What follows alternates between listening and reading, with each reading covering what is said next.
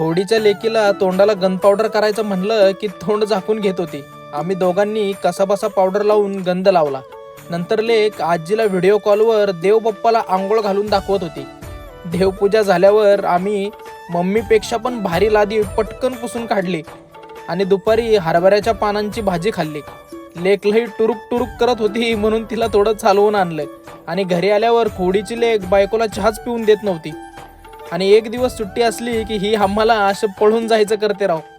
म्हणून हिच्या भ्यानं जिमला जाऊन मी आज असा पैलवानी वर्कआउट केला. नवरा पैलवानी वर्कआउट करून आलाय म्हणून बायकोने कांदा टोमॅटो बेसन पिठात ब्रेड बुडवला आणि त्यावर पनीर आणि चीज टाकून पैलवानी सँडविच बनवून दिलं. एवढं भारी सँडविच बघून लेकीने तोंडात टाकल्या टाकल्या अशी लय भारी म्हणून प्रतिक्रिया दिली. बाकी आम्हा भोळ्या बाबड्या नवऱ्यांचं काय हो, जे पुढे येईल त्याला भारी म्हणायचं आणि गपगुमान खायचं.